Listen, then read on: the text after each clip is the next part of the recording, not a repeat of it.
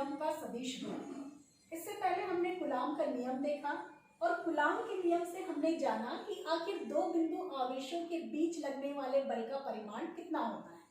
तो यहाँ पर हमने कूलाम के नियम से केवल परिमाण जाना, दिशा नहीं।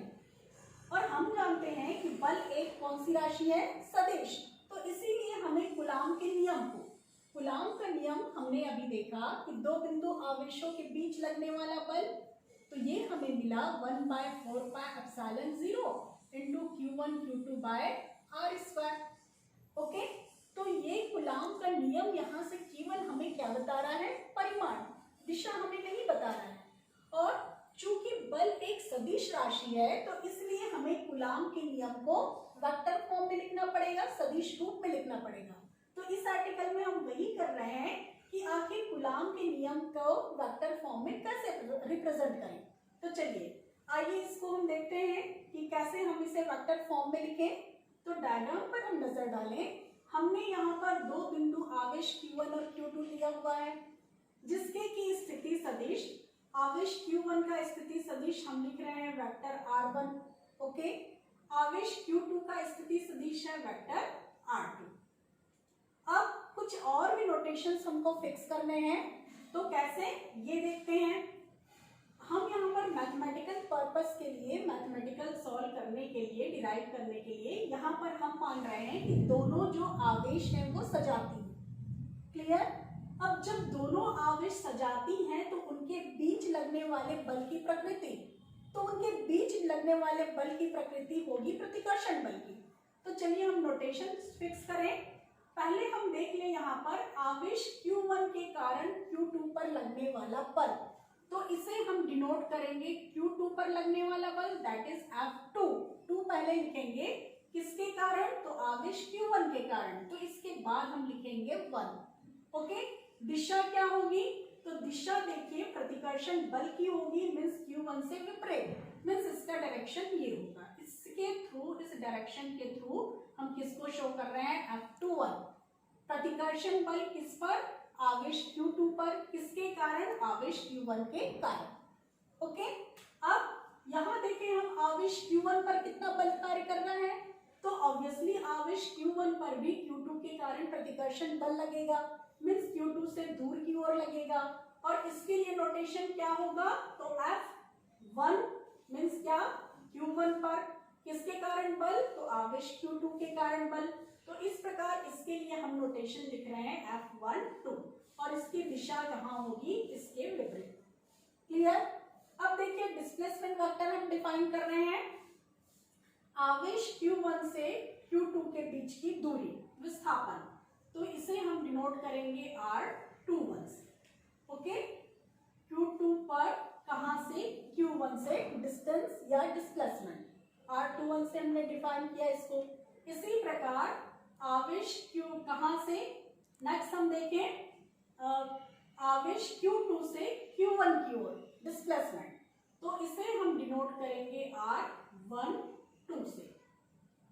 ओके, तो ये सारे नोटेशंस हमने फिक्स कर लिए।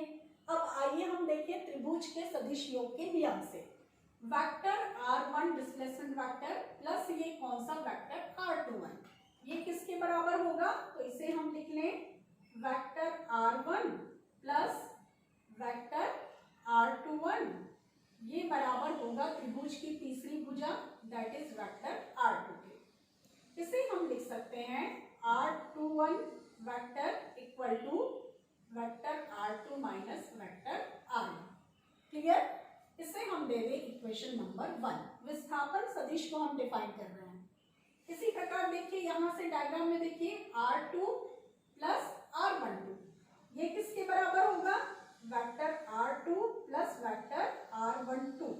तो ये त्रिभुज की तीसरी भुजा, तो ये किसके बराबर हो जाएगा, R1 के, वेक्टर R1 के, that is we could write it as vector R12 equal to vector R1 minus vector R2।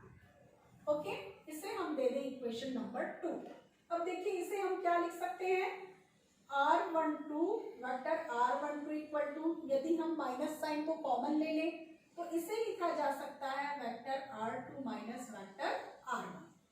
Okay, और इसकी जगह हम क्या लिख सकते हैं, इक्वल टू माइनस ऑफ ये टर्म R2 माइनस R1, इसे हमने इक्वेशन 1 से डिफाइन किया है, ये बराबर है वेक्टर R21 के, that is R12 vector R12 is equal to minus of vector R21, means दोनों के डायरेक्शंस क्या है, एक दूसरे के अपोजिट। यहाँ से हमें ये कंक्लूजन मिलता है। चलिए आगे हम डिफाइन करें यहाँ से यूनिट वेक्टर को, है ना। यूनिट वेक्टर क्या बताता है कि उस सदिश की दिशा बताता है, इसलिए आइए हम यूनिट वेक्टर को डिफाइन करते हैं। और unit vector that is unit vector R21 equal to how much, तो वेक्टर R21 बाय वेक्टर का परिमाण दैट इज R21, ये होता है डेफिनेशन से। इसी प्रकार यूनिट वेक्टर R12 को हम डिफाइन कर सकते हैं vector R12 divided by vector R12 का ये परिमाण या मैग्नीट्यूड। यहाँ से देखिए ये दोनों जो डिस्प्लेसमेंट वेक्टर हैं R12 और R21 बराबर हैं, साइन अपोजिट है, तो इनके जो है परिमाण बराबर हैं। परिमाण बराबर है तो इसे हम क्या लिख सकते हैं, इसे हम लिख सकते हैं R12 बराबर R21। ओके, तो इस प्रकार हम लिख सकते हैं परिमाण को।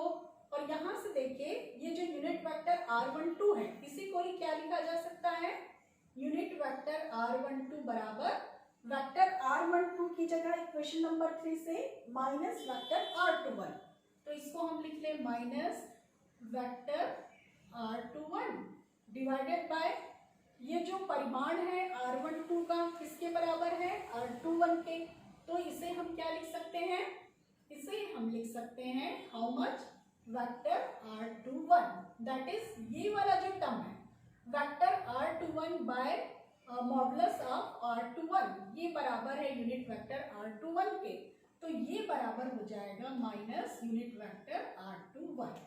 ओके, तो इस प्रकार यहाँ से हमें कंक्लूजन मिल रहा है कि unit vector R12 will be equal to minus of unit vector R21।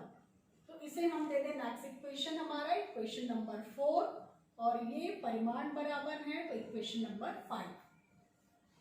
तो इतनी चीजें हमें मेंशन करने के बाद अब आइए हम लिखते हैं कूलॉम के नियम का सदिश रूप। तो सदिश रूप हम कैसे लिखें, तो ये हो जाएगा F21 वेक्टर। ओके, तो वेक्टर राशि है तो ये परिमाण गुणित यूनिट वेक्टर का गुणनफल। ओके, परिमाण गुणित यूनिट वेक्टर का गुणनफल, यहाँ से परिभाषा से तो परिमाण कितना है कूलॉम फोर्स का, तो 1/4πε0 into Q1 Q2 by distance, तो डिस्टेंस कितना हम लिखे R21 का स्क्वायर, तो ये हुआ परिमाण into unit vector that is unit vector R21। तो ये होता है क्या, कूलॉम के नियम का सदिश रूप, इसे हम दे दें इक्वेशन नंबर 6। इसी प्रकार F12 की वैल्यू क्या होगी, वेक्टर F12 की, तो ये हो जाएगा 1/4πε0 into Q1 Q2 by distance, तो डिस्टेंस कितना है R12 के, तो इसे हम लिखे R12 का स्क्वायर इंटू यूनिट वेक्टर से हमें मल्टीप्लाई करना पड़ेगा परिमाण को वेक्टर फॉर्म में चेंज करने के लिए, तो यहाँ पर होगा यूनिट वेक्टर R12, इसे हम दे दें equation number 7।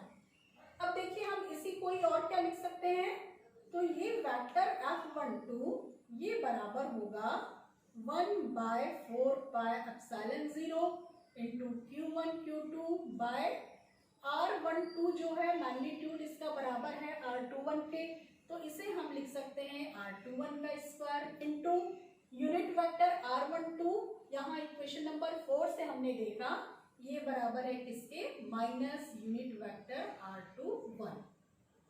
Okay, that is we could write it as F12 equal to minus sign हम बाहर रख लें यहाँ, और ये हो जाएगा 1/4πε0 into Q1 Q2 by R21 का square into unit vector R21।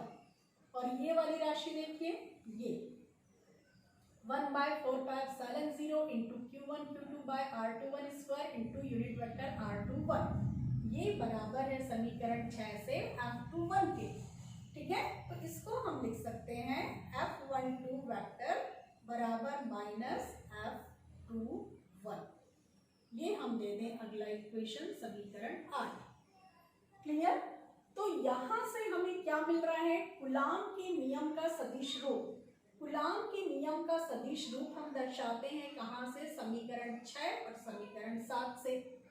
और ये जो है इक्वेशन नंबर 8, इक्वेशन नंबर 8 हमें क्या बताता है कि ये दोनों बल एक दूसरे के बराबर है और दिशा क्या है? विपरीत। अर्थात कूलाम के नियम का सदिश रूप न्यूटन के गति के तृतीय नियम को फुलफिल करता है।